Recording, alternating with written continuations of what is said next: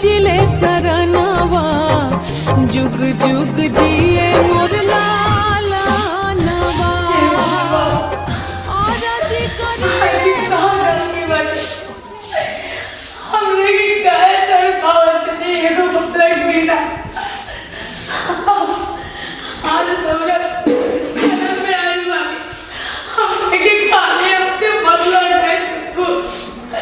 हम रोज भीख मांगे थे सिर्फ बाजार के एक बालक के बिना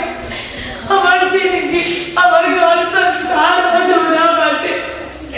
सब लोग हमारे हम कहाँ जाए कौन बड़ गलती के लिए गलती की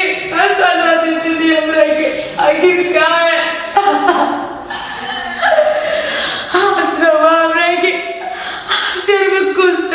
भगवान कुछ तो दे अरे हमने की मांगा 10 साल हमने की कुछ न चाहे हमने की को बालक दे दी बाबा हम रावण हमको पार बोल हमने के इतना बड़ साजा काहे खाए पहले बारे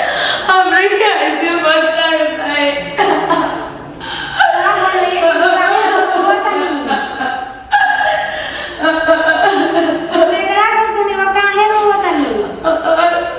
अरे बहनी हम क्या करें हमारे घर में सब कुछ बनल बाटे कुछ की कमी नहीं के लेकिन हमारे घर वाला हमरे के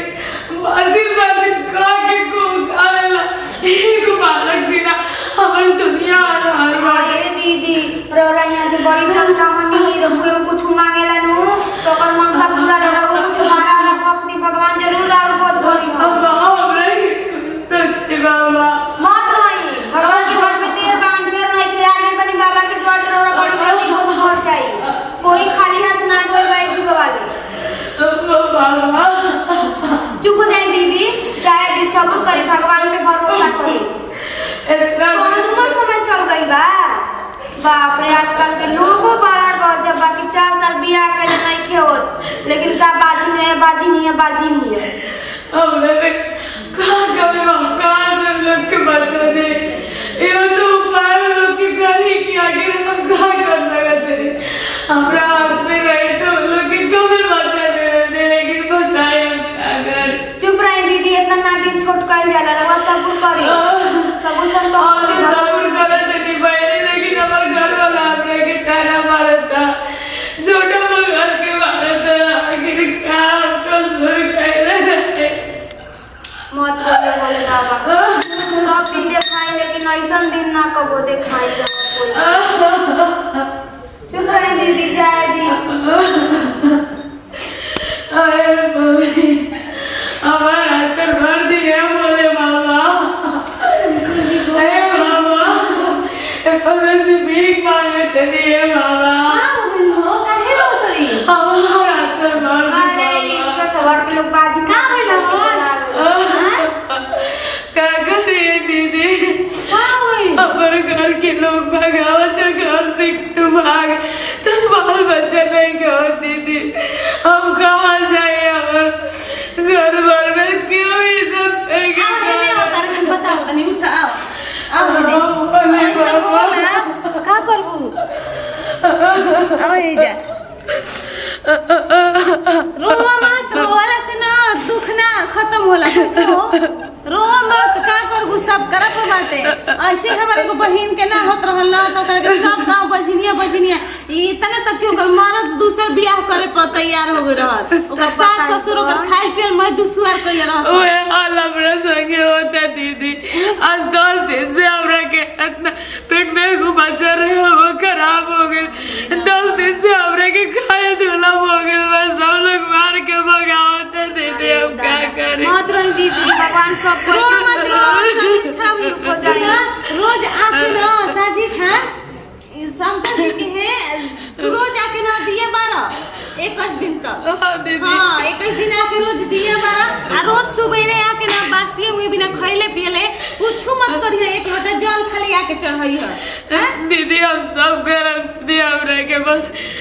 4 महीने के दिन छोड़ा रहे हमर के रावल हमरा में का गलती ना अभी है ना समझदारी नहीं की तार होई शंकर जी तार सुनी हन ठीक ना जो हम कहत है तो कर बुझाई सुन एगो और बात बाटे सोमवार के दिन ना नमक तू छोड़ दिया नमक मत खाइया ना जा तू बाहर करता खुद मेरा बेचारी को करो में बड़ी दुख होला ना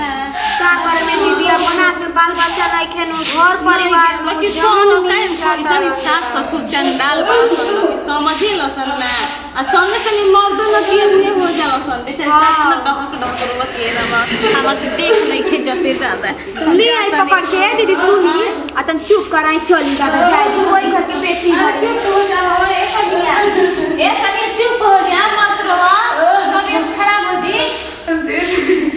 अपना कमजोरी शंकर जी कहनी है शंकर जी तुम हाथ चलाता शंकर जी सुनी है चुप हो जा मत रो दहक हमरे के भीख बनवा दीदी संग हमरे के दीदी भीख बनवा दी हमरे के भीख बनवा दी चुप रही दीदी हमरे के काहे शंकर जी दिहन घबरा मत ये शंकर जी बेचारी की गोली मार दी शंकर जी रावला तो पुराने पर दुनिया चल